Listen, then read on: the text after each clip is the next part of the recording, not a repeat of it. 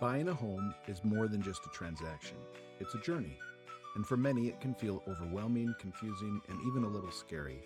But hey, you're not alone. Welcome to From Rents to Roots, Home Ownership with Work Hard Mortgage, where we share real stories from real people who have navigated the home buying process. In each episode, we sit down with first-time homebuyers, industry experts, and real estate professionals to talk about the challenges, surprises, and lessons they've learned along the way. If you're dreaming of owning a home but don't know where to start, you're in the right place. Let's dive in. Welcome, Nikki Lemon, to Rents to Roots. Rents to Roots, I love that. We get to talk about, buying a home and your job and all the things that you're doing and stuff like that. So let's start with introductions, I guess, a little bit. So Tell me about yourself. You grew up here in Utah. Where are you from originally? Give me a little background there. Thank you so much. I love the name of the podcast, Rents to Roots.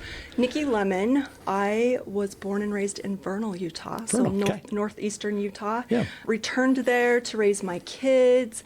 Ended up getting my real estate license in 2005. Okay. My husband at the time, his parents owned a Coldwell Banker there, and it was the oil boom. Yes. And it was crazy. And he was like, girl, get your license. I need some help. Yeah. And it's something I'd actually wanted to do for a really long time. So I was really excited to jump in and learn in a crazy market. Yeah. And then continued in Vernal until 2020. Okay. And then I moved to Salt Lake City. Okay. I followed my daughter and her husband out here. My son went into the Army. Okay. And as soon as I moved out here, they moved to Seattle. So I was like, oh. Okay. Right. Come on. Yeah, wait a second. Yeah, so, and because of my personality, I'm kind of like one of those dual people that I love, like, down home country. Like, I love to go fishing and hiking and camping, right? I love all that stuff, but I've always loved the city. I love to go to a good fashion show or a good concert or, visit the latest Michelin star chef. Yeah. So I really was like, how do I create both worlds, right? How do I build both here in Salt Lake City on the Wasatch Front and continue to service the clients that I love in Vernal? And so that's what I do. I still do that. I go back and forth and, love both worlds. Yeah. That's what I do. So for about 21 years. Yeah, that's a good amount of time. Yeah. Okay. Yeah. I was very, very, very, very young when I started. Yes. Of course. Obviously. That goes without saying. Yes, I mean, I was You guys trained well. That's right.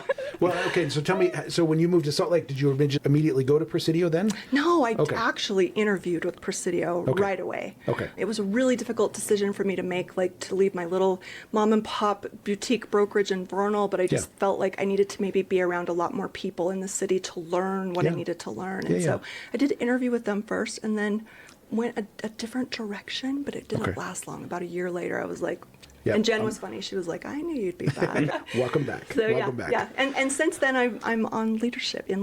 So that's been really cool. So tell me about that then. Tell me about that. Yeah, so let's see. I'd been there for about, I want to say 8 months when an opportunity to be the offboarding person opened up. Jen asked me if I was interested. I was like, you got it. Yeah. So I jumped in and I loved it just because it gave me access to so many agents, to meeting them and being in that energy. I really loved it.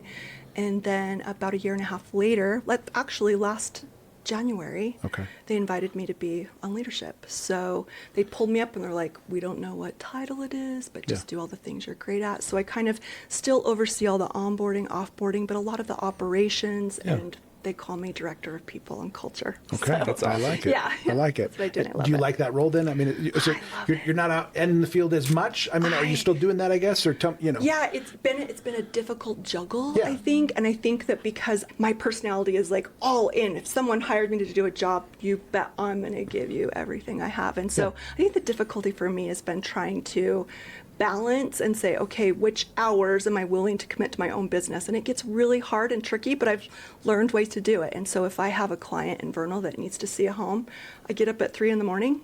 I drive to Vernal. I make sure that I'm there to start my 9 to 5 job at the computer or by the phone by 9. And then I just try to work my schedule in and around. And Jen's been great to give me some liberties, and say, hey, listen, you got to do your real estate too. So I make up the hours I need to, but good. I've made it work. That's good. Yeah. That's good. And tell me why, if a new agent's, listening to this, or really an old agent, I guess too, but tell me why Presidio, I guess? Why would somebody join that group and stuff? I mean, for me, the things that were really appealing about Presidio was I think Jen and I had started in the industry the same time. Okay. Like right within a year. Yeah. And so I was very aware of her. I knew people that had joined her. I saw her on social media and I was like, wow, this woman, this female is really doing things that I wish I had the courage to do. Sure. Yeah. You know? And I really admired that. And then in coming over and like talking about like what sort of things were offered there, I really liked that it seemed to be a constant innovation, Yeah. which I think is necessary in this industry. Yeah. There's some things that should be constants, integrity, education, Yeah. you know, how we handle ourselves and conduct ourselves. But those things I think should be galvanized versus becoming just complacent Sure. in. Yeah. And then I really liked the idea that she was able to look around and say, well, what's out there that's going to help us as a tool? What do our agents really need? How do we up level? How do we raise the bar, which is her motto? And Yeah. so I loved that. And then, of course, after I met the people that worked there, that's the end. Yeah. I love them. Yeah. Just good people. Yeah. We got an opportunity the other night to go to the Utah Food Bank and Yeah. work together, and we just had the best time. Yeah. Yeah. That's awesome. Good 'Cause- people. Yeah, you have a good size group there, Yeah, right? I mean, we've fluctuated a little bit over Sure. the last couple of years, but I think we're right at maybe like around 490, somewhere Okay. in there. Wow, that's a lot of agents. Growing. Yeah. You know, we have brokerages in Utah, from Logan down to St. George. Wow. And then we've recently opened up into Nevada Okay. and Idaho and looking to, you know, keep growing. Yeah. That's awesome. I love it. It's fun. Yeah, Yeah. that is awesome. You said you started around the same time as Jen. I remember when she started because Yeah. I started maybe a year before her Okay, and stuff like cool. that. So we're kind of yeah. all we're in all that. in that same. You two are very young, of course. Yes, exactly. Yes, thank you. Very young. Thank you. Return to the compliment. I like that. I appreciate that. So, Yeah. anything else on Presidio or the agents there and stuff like that you'd want to talk about? You know, I think that like another thing I love is that I love the ability for us as agents, brokers, leadership, staff to carry this same mentality that I like to carry in my own real estate business, which is, oh my gosh, you guys, is You're that good. me? Okay. Is we want people to go where they feel like they fit the best. Sure, It's sure. the best alignment for them, right? And so there's never, from my observation, been anything like when people decide to go to a different brokerage for whatever reason. Sometimes Yeah. it's just like a panic, like the grass is greener somewhere else, Yeah. or my friend went here, right? When they leave, it's like, hey, we still cheer you on. Yeah. Thank you for being a part of us. Yeah. Go be successful. We love you. The doors are always open, but that. there's no negativity. There's no bitterness. We cheer everyone on. And that's kind of how I handle my own clients. Sure. You know, I always want clients to choose me because it feels good to them. Yeah. They like the communication style. It feels like there's a great rapport. Yeah. They feel like they can trust me. And if that just for some reason doesn't click, I don't want them to feel beholden to me. I want them to feel like, hey, thank you for the interview. Yeah. I appreciate it so much. Yeah. Good luck to you. Let me know if I can ever be of any help, but I want you to go where it feels right for you. Love that. Right? And not hold any bitterness for Yeah. people. Yeah. No. Yeah. No, of course. There's enough business to go around. There is enough business to go around. Yeah. All right. Well, let's switch gears then a little bit to talking about the current market and stuff like Yeah. that. So, obviously, you've been doing real estate for a long time, A minute. right? You've seen the ups and I've downs seen and some different things like that. cycles, So, yeah. somebody that's maybe looking at trying to buy a home right now and stuff like that. What advice would you give that person? I guess. I think this is a really interesting market. And if you pay attention to the headlines, right, it seems like you hear people either saying, it's amazing, it's on fire, or it's dead. Sure. But from my perspective, the truth is, it's a great market for a thoughtful seller or a thoughtful buyer. Yeah. And I think it comes down to what does your life need, right? What do you need to do in your life? I think that a lot of buyers, I sense that there's some trepidation and some fear. Sure. They're like, their parents are telling them, you just wait because things are going to bottom out again, because there's been some history that the parents have observed, and so they're just sure Yeah. that's going to happen again, and they're telling their kids, don't be stupid, right? And then sometimes they're like, oh, that monthly payment feels so high, right? Yeah. And so they get scared and they retreat. And my advice to those buyers are, you know what? I think that you have to be open to looking at being resourceful, creative, and understanding that we're in a market right now where things are sitting longer on the market. Yeah. Sellers are more willing to open up and offer some concessions, offer a rate buy down. What can we do to work as a team? Because ultimately the seller wants to sell that house. The agents want to help their clients accomplish their goals. Yeah. And so how can we work as a team creatively to make this happen for you? And by all means, instead of being so overcome by that number that feels scary, think about the asset, Yeah. right? Stop thinking about the monthly payment so much. Yeah. Of course, we have to be smart, but I think kids are just like, that number is so scary, I can't even think about it. But what happens is more time goes on, right? Prices go up. Yeah. And we can't predict the future, right? Things might go down a little bit, but they could also go up quite a bit. And I think that, Utah's got a big future ahead. Salt Lake City's been marked as being one of the top markets for 2026. Traditionally, prices go up. And so I think people have to really think about, what does my life need right now? Sure. And how do I make that happen? Sure. So Yeah. more individual, I guess, than Yeah. right? So it's not just because to your point, everybody reads the headlines and makes their predictions based off of like you said, past experience. Hey, Right. it did fall in my lifetime, so it's probably going to fall again. Right. I mean, it's logical, right? I mean, I get that, but the data doesn't support that. Then, Correct. Right? I mean, Right. that's just not It's a little bit fantasy. It's a little bit of Right. fantasy. Sure, we would like it to come down. I mean, I guess if you don't own a house, Right, you want to get right, in, right? But right. because then, sure, it could be cheaper and stuff like that. But okay, no, I like that. I think like I love to use the analogy of like, this is where my kids are at right now, right? They've been married for many years, it Yeah. feels like to me. Yeah. And when anyone asks them, are you going to have kids? Are you planning on kids? They're like, no, that's terrifying to them because Sure. their brain starts to calculate, how are we going to do that? It Sure. feels so tight right now. Sure. How are we going to, Yeah, where's the right? money coming from? Yeah, Right. yeah. And so they think that there's going to be some point when it'll feel perfect to have a child.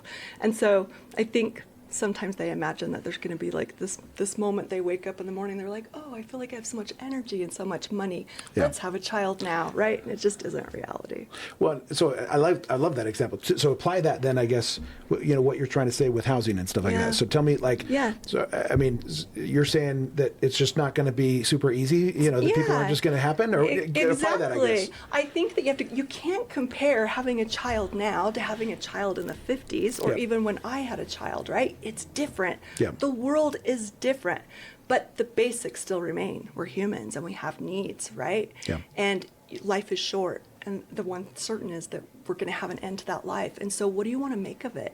And I see buying a home, choosing where you live. What does that home look like? What does it feel like? What are you going to build and create?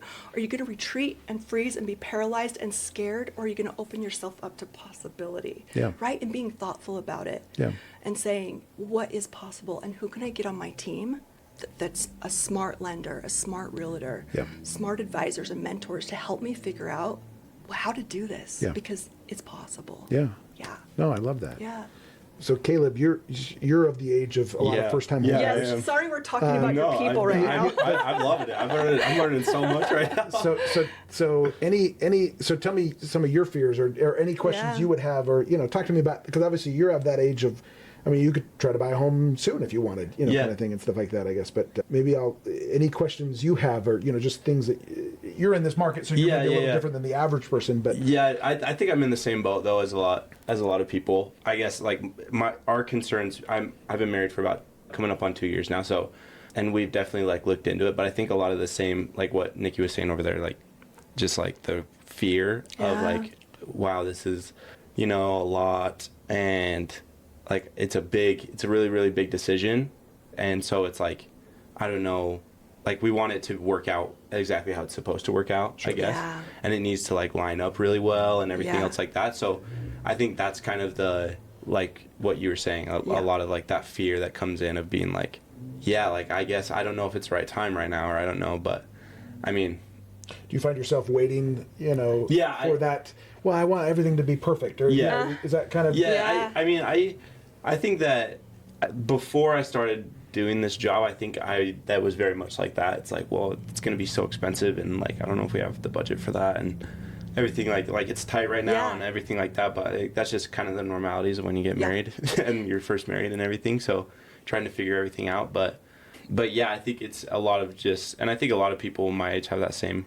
We're just waiting. And there's a lot of pressure too. Yeah, if you think exactly. about like traditionally, like I remember when I graduated and was like married and in that market, I had a lot of friends who were like, they wanted to have the house their parents had just Sure. up-leveled to, Yeah, right? sure. So it was a lot of the McMansions. Yeah. And so I think that always exists. That, you know, if you've got friends or you see people on social media and they're buying these amazing homes, sometimes we get in our head going, that's what I have to find Yeah, out how to do. exactly. And I actually had this experience just last week with a cute little buyer. They have a wedding planned in August, and they were like wanting to go find their dream house, right? Make good money, got approved for like a little over 500,000, and that feels like, you know, $500,000 should buy you a lot, Yeah. right? You're plenty of land, dream home.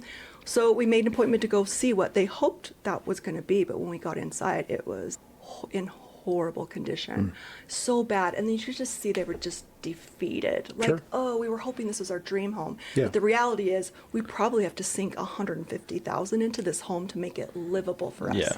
And so then we went and saw another one that wasn't as big and grand, right? Smaller, but it had a basement with a separate entrance. It had tons of land that they could expand on, right? It had all these other pluses that maybe they hadn't thought about being pluses, right? And so then they were like, okay, maybe we're okay with this house that maybe isn't visually as appealing as what we wanted, but it's completely remodeled. We don't have to sink a single penny into getting into it. Yeah. We could rent the basement, right? And so I think sometimes it's those creative it things where is. you're like, how do we move the chess pieces toward where we want to be? Yeah. And not have that thing here, right? Yeah. We start here and we make a strategy, Mm-hmm. right?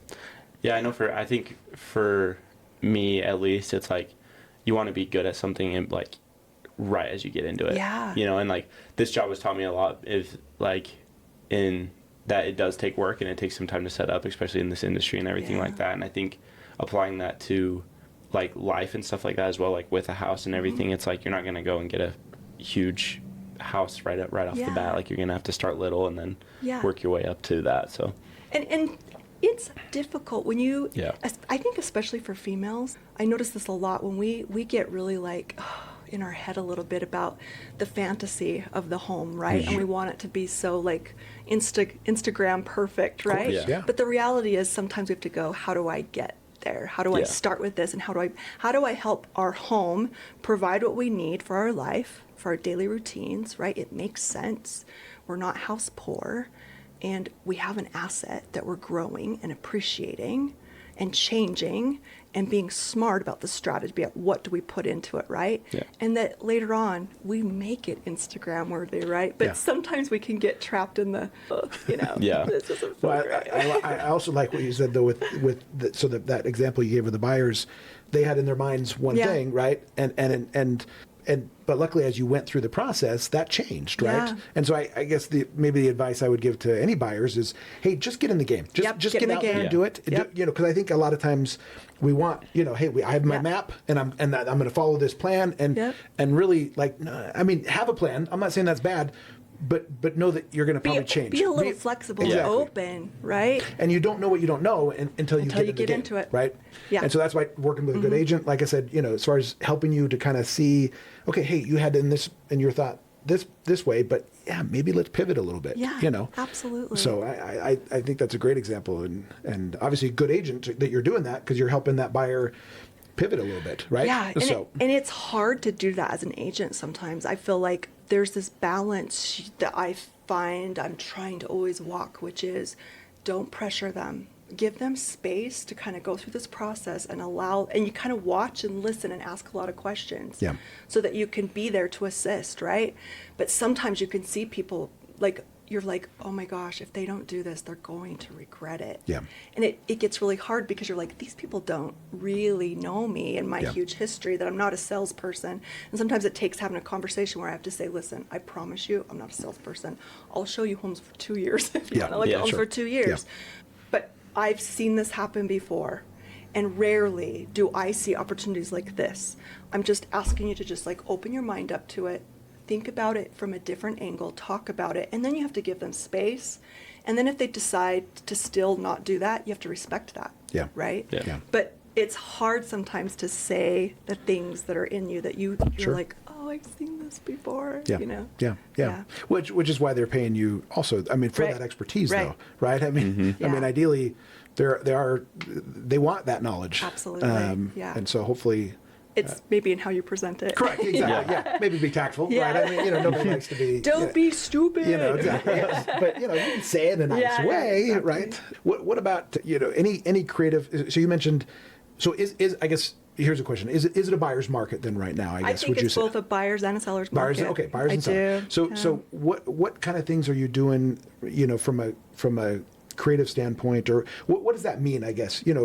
for the speaking to the buyer for a second here. I think because we're in this, like, for me, what 2025 and 2026 feel like is a recalibration versus if you go back to like the years of like 2020 to 2022, it felt like a frenzy. Yes. Yeah. Right. And then before that, when we had our bust, it felt like a freeze, right? Really scary. This feels like a recalibration, Okay. right? Yeah. It's a time for what I really see people as being thoughtful. And the people who are selling, it's because there's a life position that requires that they sell.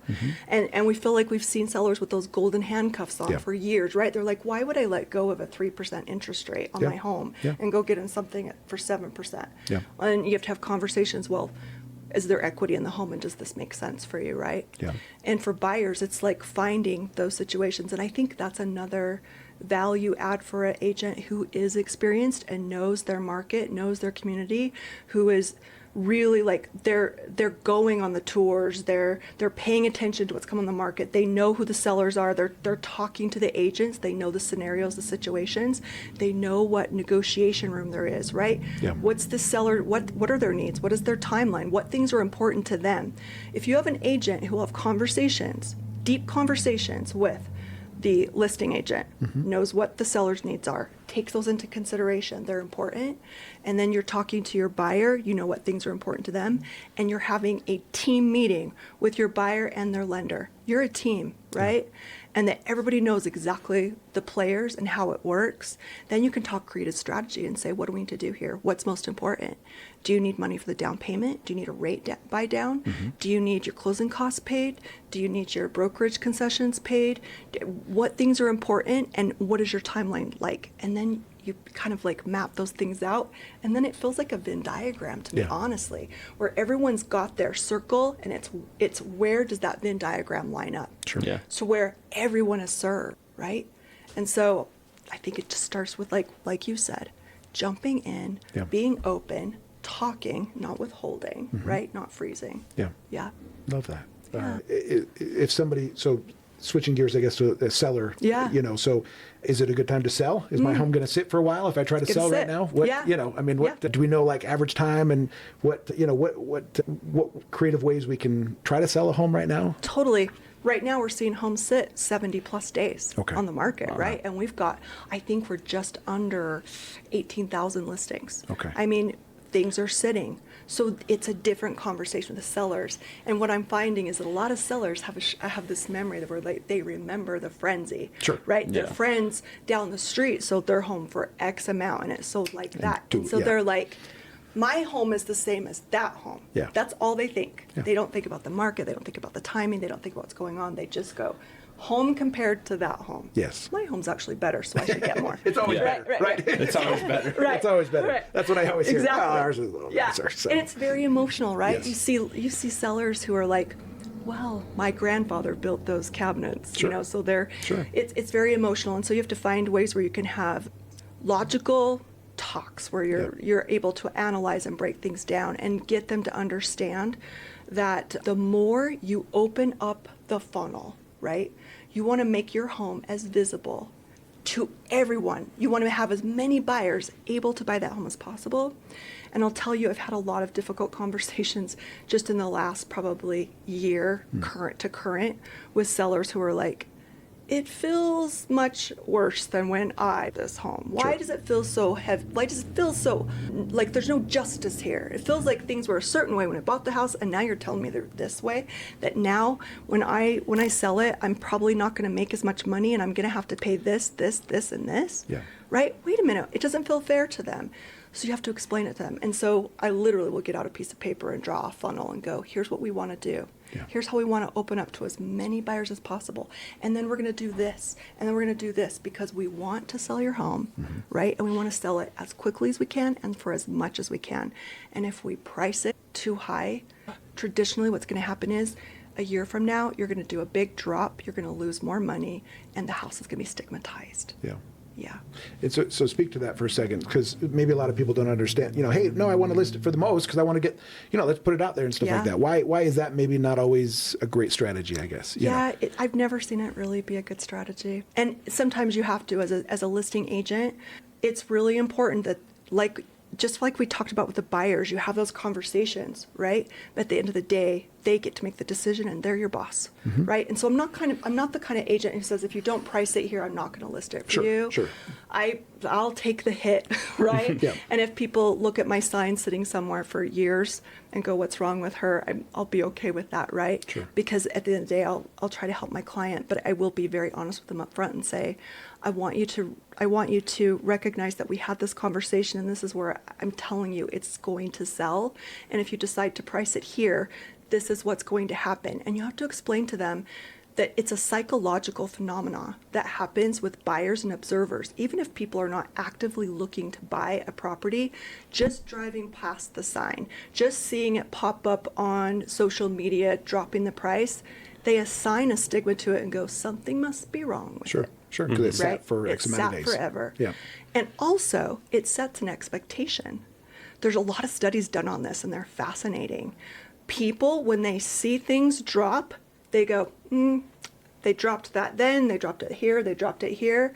I'm going to wait because they're going to drop it again. Sure. And when it gets to that price, that's when I'll make an offer. Sure, just pattern recognition, I guess, right? That's pattern recognition. Yeah. Yeah. Interesting. Yeah. Interesting.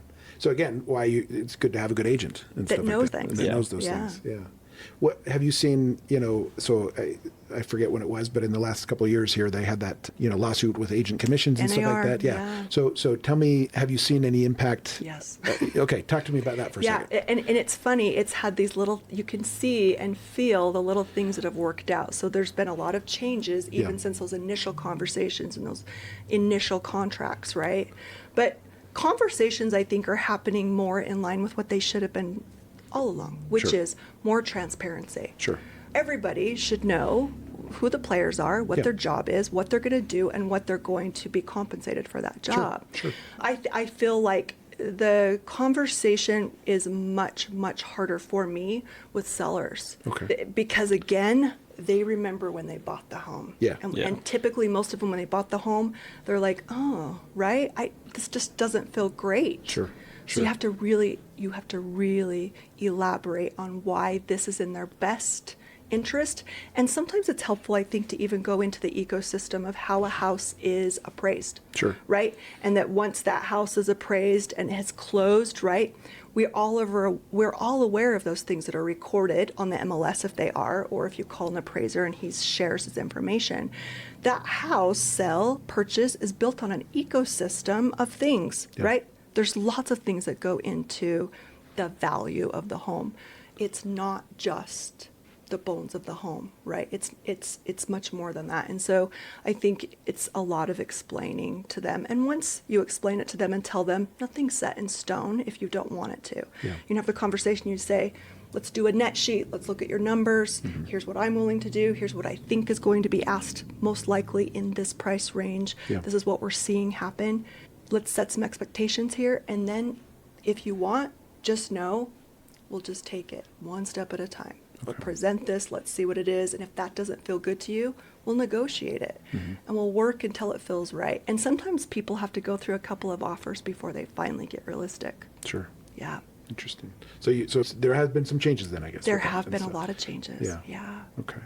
And because as a buyer's agent too, a lot of times that commission is not seen too and stuff like that. Yeah, I mean, how it was before. So pre-NAR lawsuit, commissions were discussed with your seller, and it was said, okay, we're going to put this here in the listing agreement, and the listing agreement says that the seller is going to pay the seller's brokerage X%, Yeah. right? And also we're going to offer out on the MLS a certain percentage to any buyer's brokerage who brings a buyer, right? So it was visible to agents and brokers on the MLS, but not to buyers. Yeah. Buyers had no visibility to that. They Yeah. they were kind of clueless. And there was probably a lot of language that was used like, we work for you for free, Sure. right? You don't pay us anything. Sure. And Which is technically true, right? Yeah. And so, I think it was just a lot of like conversations and how people received information that maybe got us to where we are here. Yeah. So I think we're all trying to be better. Yeah. To raise the bar in those conversations and transparency. And I think we saw a lot of people just like quit and leave. They're like, it was already hard enough to try to like fight for my value, justify why I'm worth getting a commission. Sure. And the truth is the agent doesn't walk away with that percentage. Yeah. Right. That's the thing people don't know. When you pay a doctor's bill, you don't know what the doctor gets, and when Sure. that commission goes to the buyer's brokerage, you have no idea what your agent's actually getting. And a lot of times, you end up in the hole, because you've been showing a client for years and inviting him to your client appreciation events and Sure. All the nurturing. different- There's a lot that goes into building those relationships with buyers, and that's what I tell my sellers. Yeah. So I always have the buyer's agents back when I'm doing a listing presentation. I don't say to them, oh yeah, we don't have to pay them. I tell them, I'm going to tell you why it's in your best interest to pay a buyer's agent brokerage. Yeah. They've been building these relationships for years. They've been doing A, B, C, D, and E, all taking care of and facilitating that relationship and showing them homes. Yeah. And then they're going to bring them to you. Their client trusts them. They're going to represent them. Yeah. Like it's just the right thing to do, you Yeah. know? And then it just comes down to fine-tuning those agreements. Sure. Yeah. Have you seen a reduction in agents? Yes, real estate 100%, agents? especially Okay. where I'm on staff and I Yeah. was in onboarding and offboarding. Yeah. We saw a huge drop off. Okay. Yeah. So huge. Okay. Yeah. Typically, we see a drop off every year when dues come due. Okay. Right? Our dues are extraordinary. There's a lot of fees that are required to just stay as an Just to active be an agent. agent, You have sure. to keep Yeah. your certifications up, and you have to pay all of your dues and your MLS and your super boxes and blah, blah, blah, blah, blah. And so when dues come due, if agents are not making it, we see a lot of them just make me go inactive. I'm I done. can't pay this fee. But we did see a lot of people go, I can't even do this again. I can't Sure. have these conversations. Well, between that and the market out, being Yeah, slower, right? Exactly. And stuff like that. It So just there's less didn't make business. sense to people. And so, they're like, yeah. this fight is too big. Yeah. It's not worth it. So, what have you seen in the agents that have stayed, versus those that have left? I mean, and I'm sure there's lots of similarities or differences there. But what have you seen in those agents, like the ones that make it in this economy? It's a mindset. Okay. It's 100% mindset. And it wasn't like oh, poor me, right? It was, oh, okay, shift. I've seen a lot of different things happen in my career, and I embrace challenges. I'm kind of excited about this. Sure. How can I actually use this to make me a better real estate agent? How can I use this to serve my clients at a higher level? It was those people who took it on as like, oh, awesome. Yeah. Great challenge. I'm up for it. This Yeah. is exciting. Yeah. Those people have thrived. Okay, good.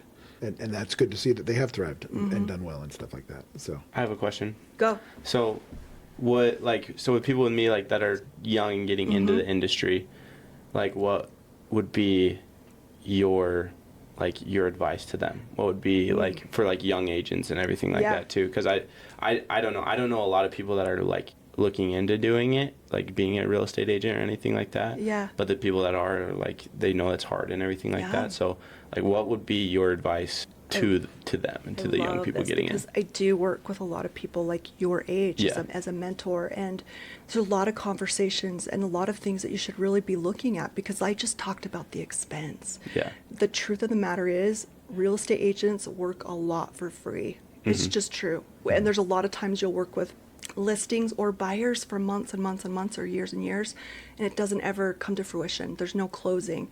And you're just out that time. You're out the money. You're out so many things. So you have to be the type of person who can roll with the punches and kind of let that roll off your back and say, how am I going to look at that not as a loss? It's not a zero-sum game, but where did I benefit? So for me, how I've handled the years, right, going through foreclosure years and short sales and distressed properties and booms and busts and whatever it was, or clients not closing or going to a different agent, I always had to look at it and say, how did I become better because of being a part of that? I always had to look at how it benefited me, right? I can't focus on the huge loss. If you do, you become bitter. Yeah. So you have to really be like mentally be able to shift your mindset and your attitude and your energy legitimately. You have to have honest, realistic conversation strategy, and you have to be a business person. You need to meet with people who are business people who can help you create a business plan. Realtors traditionally are not known for being great business planners, and that's why you see a lot of them go under and go bankrupt. Sure. Because they just see that this big check, and they don't take into consideration all the things that check has to do. Yeah. We're self-employed. Self-employment taxes are astronomical, and that comes back to bite people sometimes, right? Sure, yeah. So I would say get a business manager, get a mentor who has been in the industry for a long time. Have them sit with you and ask you a lot of questions. What kind of communication style? What kind of like strategies have you already employed in your life? What are your weaknesses? What are your strengths? Do a SWOT analysis. It's very helpful. Create a business plan, right? Have your ducks in a row. And then the last thing I would be telling you is have someone on your team, in your support staff, right? Your wife, your parents, your best friends, a therapist, a coach, who is able to help you figure out, how do I regulate my nervous system? It's hard on a person. This industry, lending and buying homes, real estate, it's really hard because it's just so volatile. Yeah. Yeah. And so many things can happen. If you're not regulated, it will affect your life adversely in all the other areas. Because you'll either be up on a high or you'll be like ready to jump off the cliff, Thelma and Louise style, Yeah. really, So yeah, get a good mentor, create a business plan, do a SWOT analysis, check in with your mindset, and stabilize your nervous system. It's good advice. I hadn't, I like you mentioned the nervous system. We're in a mental health age now, Yeah. right? Yeah. Like And we actually talk about that stuff now, right? Yeah. I love so, it. So I like that. It's imperative. Because that's what keeps you in the game, I guess, Yeah. right? Long enough that, because Caleb's just starting off, and how's it going, Caleb? It's tough. I'll be honest. It's It tough. gets up and going, but yeah. Yeah, because again, it's not. It's not you jump in and it's like you're all of a sudden just really good at it. Yeah. Like you have to and it's a lot of work, and I think I underestimated it a little bit. I was just like, just go and do I it. could do this. I'll just go do it. It'll be great. Yeah, I'm a capable guy. Yeah, Yeah. I mean, I can And you do are, it. but It's really, really it's a lot of work, Yeah. and it's a lot of you have to figure out your style and who you want to work with and everything like that. And you have to be able, we've been saying, you have to be flexible. Yes. A lot of being this person sings this way, and then a Yeah. different person sings a different way, and you have to be able to Figure that out. figure all that out, and you have to be able to like you said, have your ducks in a row. You have to be in a good good area and good way to do it. And I think that's been the biggest I think shift for me, and trying to figure out is just I have to I can't just come in and be good at it. I have to work really, really hard for it.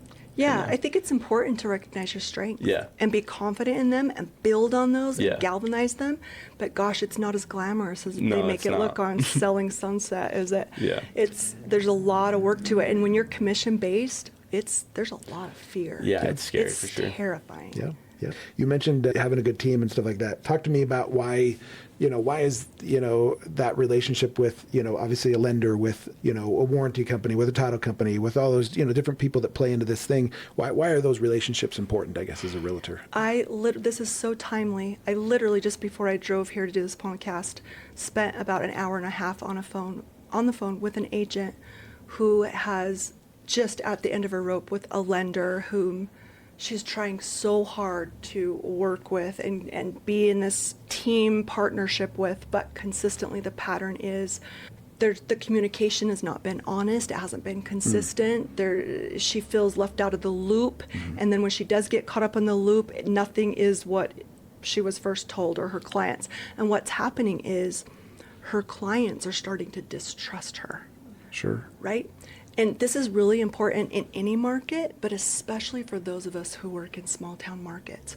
When you work in communities, your business is built on your reputation Yeah. and on integrity. So if you have someone on your team who is just saying whatever they need to say to keep someone happy or to keep them from, calling them today, right? Just say whatever to pacify them. And then they're like, oh, now we'll catch up and try to make things work for them. The truth always comes out, Yes. right? And when people start to catch on that someone on the team, the lender, the realtor, whoever it is not being honest and not handling things the way they should, it affects the reputation of everyone. And your reputation is your livelihood. Yeah. Yep. It's everything. So we literally were talking, we're like, we have to find a lender whom we can count on, that we can sit down with, look eye to eye and say, how are we going to do our business together? How are we Yeah. going to communicate with our clients? What's the process going to be? What's the communication going to be like? How are we going to handle deadlines? And can we do this consistently with each other? Truth is, humans are humans. Things happen. Human error happens. Life happens, right?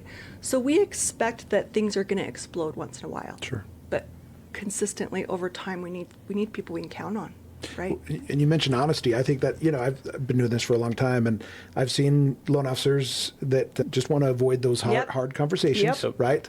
And but to your point, eventually the truth comes It out. comes out. And I've found, well, just be honest sooner, because then Yep. there's actually more time you have somebody to counsel with. I mean, I can say, hey, Nikki, here's what happened. Here's this problem. I'm thinking maybe we go this way. And you're like, hey, I like that. What about this way? I did it on another transaction this way. It's Yep. like, oh, I hadn't thought about that, Yep. Nikki. Let's go this way instead, right? So I think that's Absolutely. the benefit of having those conversations, right? Yeah. That I tell lenders all the time, I can handle any scenario. Yeah. As long as you tell me the truth. Yeah, I'll be on your honest. team and we'll work through this. Yeah, yeah. Yeah. But you have to have someone who's willing to have those difficult conversations, the crucial conversations, and be really honest. And you know what? Things don't feel as devastating if everybody knows the truth up front. Agreed.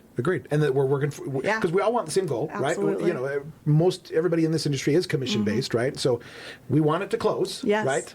But and yeah, no, your point about reputation and that It's everything. That is everything, is, yeah. right? And so as a company, as an individual, and your team does matter It a matters. lot. It really matters. So, yeah. And it we talk about we were talking about we're in this age now of like self-development Sure. and thought leadership, right? Yeah. And we know that thought leaders tell us all the time that the 5 people we surround ourselves with really makes a difference on the trajectory of who we are as a human in our business, in our bank account, everything, right? Yeah. I think the same thing in our business circles. I think who is on our team, it matters, Yeah. right? And we're either going to all rise together or we're going to all burn together. Yeah, no, Yeah. that's great advice. Yeah. That's great advice. And so it's not just the realtors you're hanging out with, Yeah. like you said, your network of Yes. your team, right? And the people that you're working with on Matters. them. Yeah, Yeah. love that. Love that a lot. So this has been great, Yes, by the way. let's Yeah, go so so this fast. has been great. So is there anything we didn't hit that you wanted to hit, Nikki? No, I love Okay. this conversation so much. Yeah. Thank you. Well, you can tell you're an expert. You've been doing this for a long time, right? love it. And You really love it. And so you've seen the ups and downs. You've seen different things, and maybe we can end on this. What are you optimistic about the market? Definitely. And Yeah. why? I guess. Yeah, definitely optimistic about the market. I think that I'm one of those people that's able to take a step back and don't ever get consumed with what's right here, right? Sure. It's take a bird's eye view of things, and instead of catastrophizing things, I think we have to have a general attitude of everything always works out if Yeah. you want it to. Sure. Always. And it just becomes about, how do you want your life to be? I'm the kind of person that's always said, you decide how you want your life to be and you do it. Yeah. And you create it and you find ways, and it might not happen like this, but that's the fun of it. Yeah. I Yeah. think the fun is in the chess moves, right? And the Yes. creation and the Yes. and the growing and the developing. And so I think Salt Lake City is going to see some major exciting things happen this year.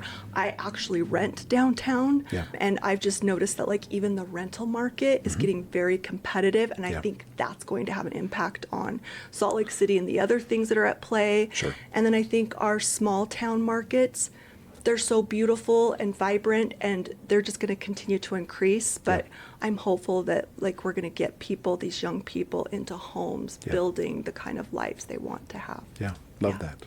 Nikki, thank you. Thank Yeah, you. thank you very much. All you're It's doing. a pleasure. And yeah, again, I think you're a great agent, doing very well. Thank and you. Hopefully, I know you do a lot of leadership stuff, but if anybody's listening that need a good agent, obviously, I'm your girl. there you go, right? Yes. But okay, thanks. Thank Nikki. you, Appreciate gentlemen. you. Yep, thank you. Thanks for tuning in to From Rents to Roots.